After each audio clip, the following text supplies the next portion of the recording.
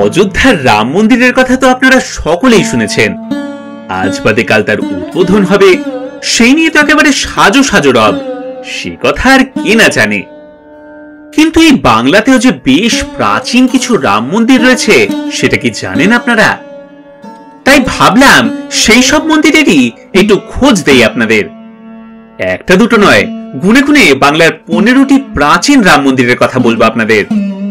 তার মধ্যে একটা অদ্ভুত তথ্য দিয়ে আজকের ভিডিও শুরু করি। আপনারা নিশ্চয়ই শুনেছেন যে অযোধ্যার রাম মন্দির তৈরি করতে দেশের নানান প্রান্ত থেকে শ্রীরাম লেখা ইট পাঠানো হয়েছিল। কোনোটা গিয়েছিল মহারাষ্ট্র থেকে, কোনোটা বা তামিলনাড়ু থেকে, কোনোটা আবার পাঞ্জাব, কোনোটা বা বাংলা থেকে। সব মিলিয়ে সে প্রায় 2 লক্ষেরও বেশি ইট পাঠানো হয়েছিল। সেগুলোর নাম দেওয়া হয়েছিল রামশিলা। এই তথ্য নানান সংবাদ মাধ্যমে নিশ্চয়ই শুনে থাকবেন আপনারা, কিন্তু এটা কখনো শুনেছেন যে বাংলায় একটা রাম মন্দির তৈরি করতে গিয়ে পাথর আনা হয়েছিল অযোধ্যা থেকে? কোন সেই মন্দির সে কথা বলবো আপনাদের, তবে তার জন্য ভিডিওটা শেষ পর্যন্ত দেখতে হবে। আজকে শুরু করব হুগলির শ্রীরামপুর দিয়ে। বুঝতেই পারছেন নিশ্চয়ই যে শ্রীরামপুরের নামটাই এসেছে সেই রামচন্দ্রের থেকেই। আসলে এখানেই রয়েছে রাম সীতার মন্দির। সেকালে শেওড়াফুলির রাজা ছিলেন রাজচন্দ্র রায়। একবার শ্রী রামচন্দ্র তাকে স্বপ্নে দেখা দিয়ে মন্দির বানানোর আদেশ দেন। সেই কথা রাখতে 1753 সালে তিনি তৈরি করেছিলেন এই মন্দিরটি। সেই সময় দেব সেবার জন্য শ্রীপুর, মোহনপুর এবং গোপীনাথপুর এই 3টি গ্রাম তিনি দান করেছিলেন। এই 3টি গ্রাম নিয়েই তৈরি হয়েছে আজকের শ্রীরামপুর। যেই শেওড়াফুলির রাজা রাজচন্দ্রের কথা বললাম, উত্তরপাড়াতেও তিনি তৈরি করেছিলেন আরেকটি রাম সীতার মন্দির। এটা অবশ্য শ্রীরামপুরের মন্দিরের কিছু বছর পরে 1762 সালে তৈরি হয়। মন্দিরের ফলকটিতে সে কথাই লেখা রয়েছে। হুগলির চুচুড়াতেও রয়েছে আরেকটি রাম মন্দির, এবং এটার সঙ্গে জুড়ে আছে সেই শেওড়াফুলি রাজপরিবার। এই রাজপরিবার কিন্তু এমনিতে শাক্ত। তারা বেশ কিছু দুর্গা এবং কালী মন্দির তৈরি করেছে, কিন্তু তার পাশাপাশি কয়েকটি রাম মন্দিরও তৈরি করেছেন তারা। ঠিক যেমন এর পরের রাম মন্দিরটার সঙ্গেও জড়িয়ে আছেন তারা। এটি হলো গুপ্তিপাড়ার রাম মন্দির। অপূর্ব টেরাকোটার কাজ করা এই মন্দিরটার প্রতিষ্ঠা নিয়ে খানিকটা মতবিরোধ রয়েছে। অনেকে বলে যে মন্দিরটি 1822 সালে তৈরি করেছিলেন শেওড়াফুলির রাজা রাজচন্দ্র রায়ের ছেলে হরিশচন্দ্র রায়। তবে আশ্চর্যের ব্যাপার হলো যে এই মন্দিরের উল্লেখ রয়েছে বানেশ্বর বিদ্যালঙ্কারের লেখা চিত্রচম্পু গ্রন্থে, যেটা রচিত হয়েছিল 1744 খ্রিস্টাব্দে। তাহলে কি মন্দিরটা হরিশচন্দ্রের ঠাকুরদা অর্থাৎ মনোহর রায় তৈরি করেছিলেন? সে যাই হোক, বলা হয় যে এই রামের বিগ্রহটি নাকি মন্দিরের চেয়েও ঢের পুরনো। এই যে আপনাদের একটু আগে বানেশ্বর বিদ্যালঙ্কারের কথা বললাম, তিনি ছিলেন নদিয়ার মহারাজা কৃষ্ণচন্দ্রের সভা পণ্ডিত। তাই এবারে চলুন সেই কৃষ্ণচন্দ্রের নদিয়ায় নিয়ে যাই আপনাদের। খুব সম্ভবত বর্গী আক্রমণের সময় রাজা কৃষ্ণচন্দ্র তার রাজধানী বদলে কৃষ্ণনগর থেকে শিবনিবাস করেছিলেন। শিবনিবাস নাম শুনেই নিশ্চয়ই বুঝতে পারছেন যে মহাদেব শিবের থেকেই এই নাম এসেছে। আসলে এখানে কৃষ্ণচন্দ্র 3টে মন্দির নির্মাণ করেছিলেন। 2টি ছিল শিবের মন্দির আর অন্যটি রাম সীতার মন্দির। এই মন্দিরটি তৈরি হয়েছিল 1762 সালে। শোনা যায় 1824 সালে নাকি বিশপ হিবা নৌকা করে একবার ঢাকা যাচ্ছিলেন। যাওয়ার পথে এই মন্দিরগুলি দেখে তিনি মুগ্ধ হয়ে যান। রাজা কৃষ্ণচন্দ্রই নদিয়া রাজবংশের রাজধানী কৃষ্ণনগরে তৈরি করেছিলেন। তবে তার আগে তাদের রাজধানী ছিল মাটিয়ারি। এই মাটিয়ারি কথাটার মানে হলো উঁচু জমি বা ঢিপি। এই মাটিয়ারি নিয়ে একটি প্রচলিত ছড়া আছে। তাতে বলে, মেট্টেরির রুদ্রনাথ ডাকাতগাড়ির বিশ্বনাথ। এখানে মাটিয়ারির 2টি জিনিসের কথা বলা আছে। একটা হলো নদিয়ার রাজা রাঘব রাজের তৈরি রুদ্রনাথের মন্দির, আর অন্যটি নীল বিদ্রোহের সংগ্রামী বিশ্বনাথের কথা। মাটিয়ারি সেই পুরনো রাজধানীতে আজও রয়েছে একটা প্রাচীন রাম মন্দির, যেটা 1700 খ্রিস্টাব্দে তৈরি করেছিলেন নদিয়া রাজবংশের আরেক রাজা রামজীবন। মানে এই মন্দিরের বয়স এখন 324 বছর। সম্ভবত এই মন্দিরের চেয়েও বেশি পুরনো করিমপুরের ধোরাদাহ গ্রামের এই মন্দিরটি, যেটা তৈরি করেছিলেন জমিদার পঞ্চানন চৌধুরী।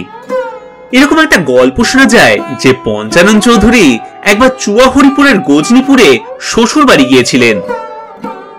সেখানে রাম ঠাকুরের দর্শন করতে গেলে কিছু মানুষ তাকে প্রশ্ন করেন তার নিজের গ্রামে রাম মন্দির নেই কেন। সেই কথা শুনেই তার ধোরাদাহ গ্রামে বেল আর নিম কাঠি দিয়ে তৈরি করেছিলেন এই রাম, লক্ষ্মণ, সীতা আর হনুমানের বিগ্রহ। এমনই রাম, লক্ষ্মণ, সীতা এবং হনুমানের দারু বিগ্রহ দেখতে পাবেন নবদ্বীপের রাম সীতা পাড়ায়।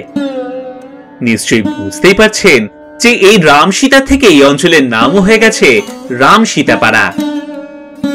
মন্দিরের খুব কাছ দিয়েই বয়ে যায় হুগলি নদী। শোনা যায় প্রায় 300 বছর আগে এক সন্ন্যাসী নাকি স্বপ্নাদেশ পান যে নদীর পাড়ে এই রাম, লক্ষ্মণ, সীতার দারু বিগ্রহ পড়ে রয়েছে।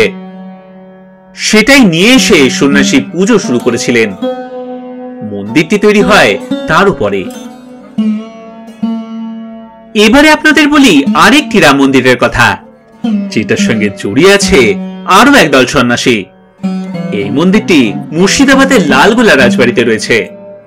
এই রাজবাড়িতেই রয়েছে রাজা রামশঙ্কর রায়ের তৈরি রাজেশ্বরী মন্দির। বলে রাখা ভালো যে রাজা রামশঙ্করেরই উত্তরসূরি ছিলেন যোগীন্দ্র নারায়ণ রায়, যিনি কলকাতার বঙ্গীয় সাহিত্য পরিষদ তৈরি করতে প্রচুর অর্থ সাহায্য করেছিলেন। তবে এই লালগোলা রাজবাড়ির আরেকটি উল্লেখযোগ্য ইতিহাস রয়েছে। বহরমপুরের ডেপুটি ম্যাজিস্ট্রেট থাকাকালীন বঙ্কিমচন্দ্র চট্টোপাধ্যায় এখানে এসেছিলেন রাজেশ্বরী মন্দির দেখতে। আর এই মাতৃমূর্তির সামনে বসেই তিনি আনন্দমঠের সেই বন্দে মাতরম গানটি লিখেছিলেন।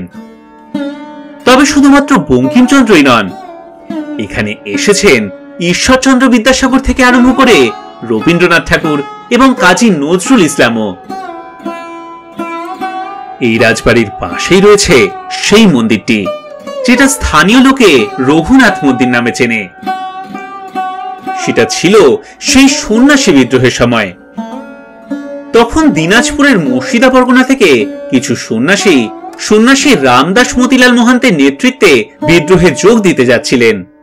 যাবার সময় তাদের কাছে ছিল রাম, সীতা, লক্ষ্মণ এবং হনুমানের বিগ্রহ। এছাড়াও ছিল নারায়ণ শিলা। তারা সেই সমস্ত কিছু লালগোলার জমিদার আত্মারাম রায়ের কাছে গচ্ছিত রেখে যান। কথা ছিল যে নির্দিষ্ট সময়ের মধ্যে সন্ন্যাসীরা যদি না ফিরে তাহলে সেই মূর্তিগুলি জমিদারদেরই হয়ে যাবে।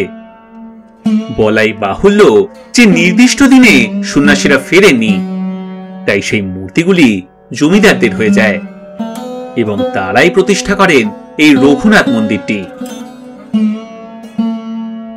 মুর্শিদাবাদের বহরমপুরের কাছে রয়েছে রঘুনাথ তলা। সেখানে চালতিয়া বিলের পাশেই রয়েছে লালগোলা জমিদার যোগীন্দ্র নারায়ণের তৈরি আরেকটি রাম মন্দির, যার নাম রঘুনাথ জীবের মন্দির। এটার বয়স 250 বছরেরও বেশি। এই মুর্শিদাবাদেই রয়েছে সেই কুখ্যাত জমিদার দেবী সিংহের নসিপুর রাজবাড়ি। পলাশীর যুদ্ধের আগে দেবী সিং ইস্ট ইন্ডিয়া কোম্পানির অধীনে চাকরি করতেন। যেন তেন প্রকারের রাজস্ব আদায়ের কাজ তিনি বেশ ভালোই জানতেন। তিনি যে ভীষণ অত্যাচারী ছিলেন সেটা সেই রবার্ট ক্লাইভের আমল থেকেই শোনা যায়। তবে তিনি ভয়ঙ্কর হয়ে ওঠেন ওয়ারেন হেস্টিংসের সময়। গ্রামের পর গ্রাম জ্বালিয়ে দেওয়া, ধান ক্ষেত থেকে ধান কেটে হাতিকে খাইয়ে দেওয়া, এমনকি হাটে বাজারে সেপাইদের দিয়ে রায়তদের ফাঁসি দিয়ে তাদের ঘর বাড়ি জ্বালিয়ে দেওয়া, এইসব ছিল তার নিত্যদিনের কাজ। কখনো কারো নখ উপড়ে ফেলা হতো, কখনো বা কারো মাথা কেটে নেওয়া হতো, কখনো 2 আঙ্গুলের মাঝে কাঠ ঢুকিয়ে আঙুল ভেঙে দেওয়া হতো, আবার মুসলমান প্রজাদের ধরে দাড়ি উপড়ে নেওয়া হতো। এত সব করেও খাজনা আদায়ের সবচেয়ে মোক্ষম উপায় ছিল বাপ মায়ের সামনে শিশুদের ধরে ধরে চাবুক মারা। সেই দেবী সিংহের অত্যাচারের কথা পাওয়া যায় বেশ কিছু পুরনো ছড়ায়। তার মধ্যে একটা হলো, কত যে খাজনা পাইবে তার লেখা নাই, যত পারে তত নেয়, আরো বলে চাই, দেও দেও চাই চাই একমাত্র বল, মায়ের চোটেতে ওঠে ক্রন্দনের রোল। মানির সম্মান নাই, মানি জমিদার, ছোট বড় নাই সবে করে হাহাকার। সোয়ারিত করিয়া যায় পাইকে মারে জুতা, দেবী সিংহের কাছে আজ সব হলো ভোতা। পারে না ঘাটায় চলিতে ঝিউরি বৌরি, দেবী সিংহের লোকে তারে ন্যায় জোর করি। পূর্ণকলি অবতার দেবী সিংহ রাজা, দেবী সিংহের অত্যাচারে প্রজা ভাজা ভাজা। এইভাবেই মোট 25 বছর ধরে ইস্ট ইন্ডিয়া কোম্পানির হয়ে খাজনা আদায় করে তিনি প্রচুর সম্পত্তির অধিকারী হয়েছিলেন। সাথে পেয়েছিলেন ইস্ট ইন্ডিয়া কোম্পানির দেওয়া রাজা খেতাব। মুর্শিদাবাদের এই মুশিপুরেই তিনি তৈরি করেছিলেন তার রাজপ্রাসাদ। তবে আজকের প্রাসাদটা অবশ্য দেবী সিংহের তৈরি নয়। তিনি খুব সম্ভবত নিঃসন্তান ছিলেন, তাই তার সমস্ত সম্পত্তি পেয়েছিলেন তার ভ্রাতুষ্পুত্র উদমন্ত সিং। এই উদমন্ত সিংহেরই নাতি কীর্তিচাঁদ 1856 খ্রিস্টাব্দে তৈরি করেছিলেন আজকের নসিপুরের রাজবাড়ি। প্রাসাদটি তৈরি হয়েছিল হাজারদুয়ারির আদলে। সেখানে গেলে আজও দেখতে পাবেন সোনার রূপো দিয়ে তৈরি রথ, পিতলের রথ অথবা রূপোর হাওদা। আর তার সাথেই দেখতে পাবেন 1793 সালে তৈরি উদমন্ত সিংহের সেই রঘুনাথ মন্দিরটি। এখনো পর্যন্ত আপনাদের হুগলি, নদিয়া আর মুর্শিদাবাদের 11টা রাম মন্দিরের কথা বলেছি। এবারে চলুন বর্ধমান। পূর্ব বর্ধমানের কেতুগ্রামের দধিয়া গ্রামে রয়েছে আউলিয়া সম্প্রদায়ের বৈষ্ণব সাধক গোপাল দাস বাবাজির আশ্রম। সন্তরাম আউলিয়ার কাছে দীক্ষা নিয়ে গোপাল দাস বাবাজি এই কেতুগ্রামের দধিয়া গ্রামে এসে থাকা শুরু করেন। তখন এই অঞ্চল ছিল বড়ই জঙ্গলাকীর্ণ। সেই জঙ্গলের মধ্যে একটি রাম সীতার বিগ্রহকে তিনি পুজো করতেন। আশ্রমটি তৈরি হয় অনেক পরে, যখন তার জন্য 69 বিঘা জমি দান করেছিলেন বর্ধমানের মহারাজা তিলক চন্দ্র মহতাব। আজও এখানেই রয়েছে সেই রঘুনাথ জীবের মন্দির। 1770 খ্রিস্টাব্দে বাংলায় ভয়ঙ্কর মন্বন্তর দেখা দিয়েছিল। সেই সময় গোপাল দাস বাবাজি দধিয়ার বৈরাগ্যতলায় অন্ন মহোৎসব শুরু করেন, যাতে দুর্ভিক্ষের সময় অনাহারে থাকা মানুষেরা খেতে পায়। সেই মন্বন্তরের স্মৃতিকে কেন্দ্র করেই আজও মাকুড়ি সপ্তমীতে রঘুনাথ জীবের মন্দিরে ধুমধামের সঙ্গে পুজো করা হয়, আর গ্রামের মানুষ বাবাজির সাধন পিঠে এসে খাওয়া দাওয়া করেন। বর্ধমানের মহারাজার সঙ্গে জুড়ে আছে বর্ধমানের আরো একটি রাম মন্দিরের নাম, আর সেটা হলো কালনার নরেশ্বর ঘাটের রাম মন্দির। কালনার কথাই যখন উঠল তখন তো বলতেই হয় কালনার রাজবাড়ির কথা। সেই রাজবাড়ির মন্দির চত্বরের পূব দিকে রয়েছে কৃষ্ণচন্দ্র মন্দির, আর তার মধ্যেই রয়েছে একটি প্রাচীন রাম সীতার মন্দিরও। পাশেই রয়েছে বদ্রীনারায়ণ এবং রাধা বল্লভের মন্দির। ভিডিও শুরুতেই বলেছিলাম যে আজ আপনাদের বাংলার প্রাচীন 15টা রাম মন্দিরের কথা বলবো। এইবারে আসি সেই 15তম মন্দিরটির কথায়, যেটা তৈরি করতে পাথর আনা হয়েছিল সেই সুদূর অযোধ্যা থেকে। শুনতে সত্যি অবাক লাগে, তাই না? কিন্তু এমনটাই হয়েছিল মেদিনীপুরের নারাজলে। আপনারা অনেকেই নিশ্চয়ই নারাজল রাজবাড়ির কথা শুনেছেন, যেটার সঙ্গে জড়িয়ে আছে ভারতবর্ষের স্বাধীনতা সংগ্রামের ইতিহাস। কখনো এখানে এসেছেন অরবিন্দ ঘোষ, কখনো বা হেমচন্দ্র কানুনগো, বাদ যাননি নেতাজি সুভাষচন্দ্র বসু। সেই নারাজলের রাজবাড়িতেই রাজা মোহনলাল খাঁ 1818 খ্রিস্টাব্দে তৈরি করেছিলেন সেই রাম মন্দিরটি। তবে শুধু মন্দির বানিয়েই ক্ষান্ত হননি তিনি। নারাজল রাজবাড়ি থেকে প্রায় 1.5 কিলোমিটার দূরে লঙ্কেশ্বর রাবণের গড়ের অনুকরণে সেই জায়গার নামকরণ করেন লঙ্কাগড়। রথের দিন শ্রী রামচন্দ্র এবং অন্যান্য বিগ্রহগুলিকে রথে চড়িয়ে লঙ্কাগড়ে নিয়ে যাওয়া হতো। সেখানে পুজো করে দিনে দিনই আবার ফিরিয়ে আনা হতো। এমন কত ঐতিহাসিক রাম মন্দিরই না জানি ছড়িয়ে ছিটিয়ে রয়েছে বাংলার বিস্তীর্ণ প্রান্তরে। তার মধ্যেই আপনাদের আজ মাত্র 15টা রাম মন্দিরের কথা বললাম। এছাড়াও বাংলায় বেশ কিছু প্রাচীন রাম মন্দির রয়েছে। এই যেমন ধরুন হাওড়ার রামরাজাতলার মন্দির, বালুরঘাটের রঘুনাথপুরের মন্দির, ঘাটালের খড়ার মন্দির অথবা শান্তিপুরের অদ্বৈত গোস্বামী পরিবারের রাম মন্দির। বাংলার প্রাচীন রাম মন্দির নিয়ে এই ভিডিওটি কেমন লাগলো সেটা অবশ্যই কমেন্ট সেকশনে লিখে জানাতে ভুলবেন না। বাংলার এমনই আরো কিছু প্রাচীন রাম মন্দিরের কথা যদি আপনাদের জানা থাকে সেটাও কমেন্ট সেকশনে লিখে জানান আমায়। ভিডিওটি ভালো লাগলে লাইক আর শেয়ার করতে ভুলবেন না।